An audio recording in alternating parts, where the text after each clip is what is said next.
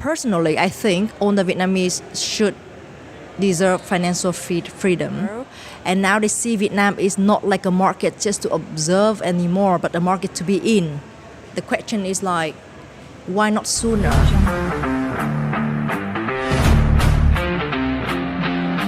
Welcome back to the Vietnam Financial Forum 2026, and today my guest is Miss Jamiewellstern, aka Miss Twin, and she is the director of the Saigon Fintech Capital and Galaxy Holdings and one of the founding members of the Vietnam Financial Center.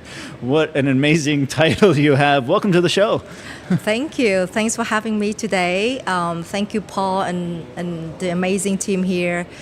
And it was my pleasure and also an honor to share with you about everything, the perspective in the next coming years with the very, very new concept in Vietnam, the International Financial Center. This is a one-in-a-lifetime generations project, not just for Vietnam, but also for the whole global financial markets, to get to know about what we are building, something really great and impactful. So before we get into what you're doing as part of this, my first question for you is very simple. It is, what brings you here to Da Nang and to the Vietnam Financial Forum today? Wow. Who doesn't love Da Nang? Now, we talked earlier, you mentioned that it had been a while since you've been here. And been a while, yes. Yeah. I haven't been back here since I think more than 10 years, straight from the UK, but I know a lot of Brits family. They moved here and they lived permanently here for a few years, many years. And I think Da Nang is one of the most worth living city in Vietnam, if I'm not mistaken. And so there's so many reasons to be in Da Nang, right? But the main reason is like we are honored to got invited by the Vietnam Financial Forum 2026 to share our perspective and to help shaping the future of the financial center in Vietnam. Yeah, so we were talking about the Vietnam Financial Center. We are here in Da Nang right now, but it is really a nationwide initiative. It's in Ho Chi Minh, it's in Hanoi, it's here in Da Nang. Donald Trump even went here. That's right. right. The first term. I remember that, yes. Yeah, so who doesn't want to be here? Well. Oh my God, it's a lovely city. It's a lovely city. Yeah. It's much busier than 10 years ago when I was here, but it's more vibrant, and Da Nang has more and more proved itself like a financial centers of Vietnam, like extended arms from the government. Well, you can see Da Nang as kind of a precursor to what's happening nationwide in Vietnam. And what is it that you're seeing? Not just from the financial side, we're here talking about finance, but as the economy as a whole, what sectors do you see are flourishing? What areas are you focused on within this economy, and where does it fit within Asia? It's interesting questions. So when I was in Marina, IFC Tower, it's like an iconic building of Saigon, and it's like the government want to build the whole financial center in that area, central, amongst every other part of the city, because Saigon is quite big, it's a metropolitans. And comparing that, I think I read on the news that the Prime Minister says Da Nang and Saigon is like two destinations, but one mission to develop the International Financial Center of Vietnam. I think on the scale Da Nang is not as big as Saigon, but for the balancing, of expats, families, foreigners, you have that kind of mixture of, the coastal life and the airs, and it's bring you not just like the vibrance that you see in the big city, but more also the calming peace of life. So I think a lot of people choose Da Nang because of the life balancings, It's very high quality of life here for families and great for children as well. So the beach is there, the financial center capital is there. All the international events from the world happen to be here. So it's a good land, I bet. You said you've worked around the world, but now you came back to Vietnam. Yes, I do. What led you to come back to? Is it this next 5-10 year future that brought you back here, or was it something deeper? What brought you back to Vietnam? When I was in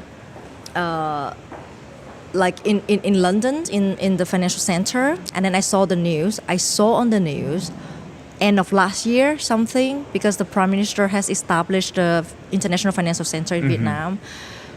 And I said to my peers there, I said, listen guys, I think this is the time, to go back to that market, because I have always been remotely, helping a lot of investors from Eastern Europeans or Western Europeans just to come to Vietnam and to succeed in their business in Vietnam, in fintech business, which has been proven a track record that Vietnam is the most potential market in the world. And when I saw the news of establishment of the International Financial Center, I said to myself that is the right place to be, because I can contribute my vision from different financial center of the world to bring to Vietnam and the government and the movement of that. So I have quite a unique proposition, from Eastern European countries to Western European countries like London, Luxembourg, Switzerland, or Germany. Or in the eastern side, you have Ukraine, Russia, Latvia, Lithuania, etc. And that's combined now. We have Vietnam and Singapore, very connecting in everything. And it can be like a very, very good angle to bring in and to also accelerating this movement. Why not? I have the team in this side and the other side of the world who are willing just to give the most valuable contributions to this movement of the government. We're here, we see it happening in real time. Yes. And we all have goals in mind. We see the future, but it's going to take a lot of work to get there. There's still many things that we have to do. What are some of the biggest challenges that you see in the development of the International Finance Center here in Vietnam? As of now, in the short time window of 6 months, let's say, since a lot of circular issue, and I saw it's going on the very promising directions. But the most challenging thing is the gap between government and the corporate side. Interesting. I had a friend in Latvia. Recently, he had a podcast with the government of Latvia inside the room with fintech founders and entrepreneurs to come to the middle voice, to understand each other.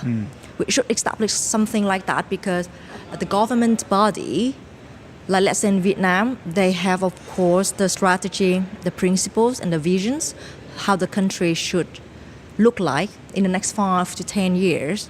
Right, on the corporate side, like ourselves, like International Center, but on the corporate side, we want to, of course, expose our ecosystem, get the best network we can have in the world, get the best fintech names, and we want to bring in the best ecosystem for the countries and for ourselves. So the gap between the strategy and the framework from the government and the sandbox and regulatories and all the decisions in between, at this time of usually in all of the financial center in the world, they call it overlapping time, that all the bodies and all the parties we're overlapping on the functions of each other. So I think that's the more challenging part, but we are here just to contribute the voice and our part, play the role, and try to give as much support as we could, just to shaping it on the right directions, or boosting it, or helping close that gap a little bit, right? Gap. Close that gap and find alignment on certain initiatives. That's an interesting perspective. Yeah. So definitely something to talk more about, because, like I said, this is not gonna happen overnight. 100%. Yeah, but it is definitely a lot of backing and a lot of interest. That's why we're here. That's why all these people came here to see this. Yes.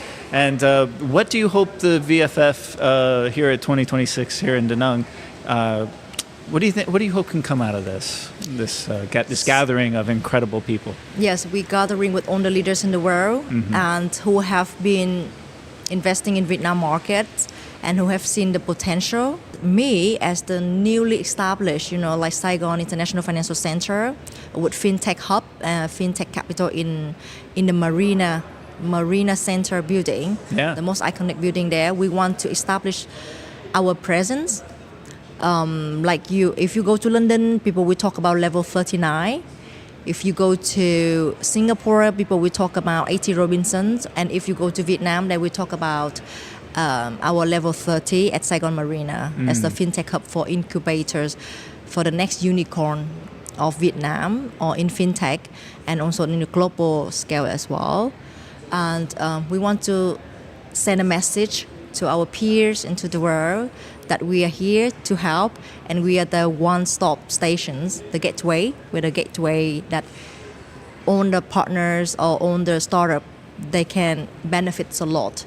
When they come to our gateway, we can help them a lot in empowering them, helping them speeding their business, and give them all the best tools in our ecosystem, because Galaxy Holdings and Sovico Group, they are the biggest groups in terms of different sectors, from aviation to banking, digital banking, and tech sector as well, and capital as well. We have also a VCs fund inside, investment funds inside, and any startup come to us and they can have a lots of shortcut, fast track to help them succeed in their role quicker.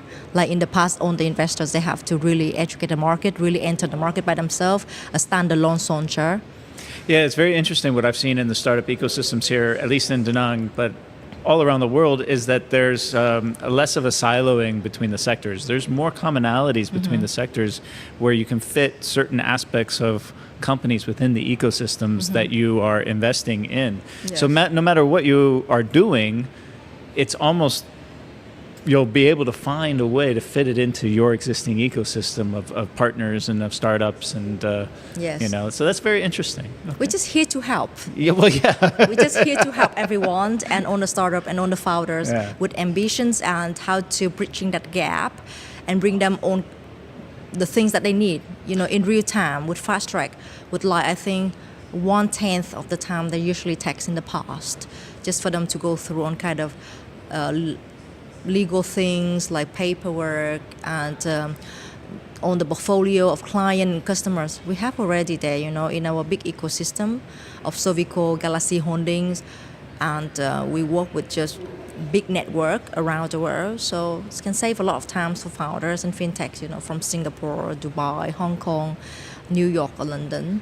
Around the globe. Around the globe yes. And back to Saigon. And when they come here, they know where to come first and where is the address to come, for the one-stop stations, fast track, and bring them a lot of benefits side by side, along with they just be a peace of mind to do their business, and we take care of the rest. Ladies and gentlemen, my guest has been Miss Jamie Wellstern, aka Miss Twit. Thank you so much, and thank you, Paul, for having me today. Thank you, everyone, and I hope we bring some insightful pictures for some interesting topics if people want to discover about Vietnam financial centers. Okay, thank you very much. Thank you very much.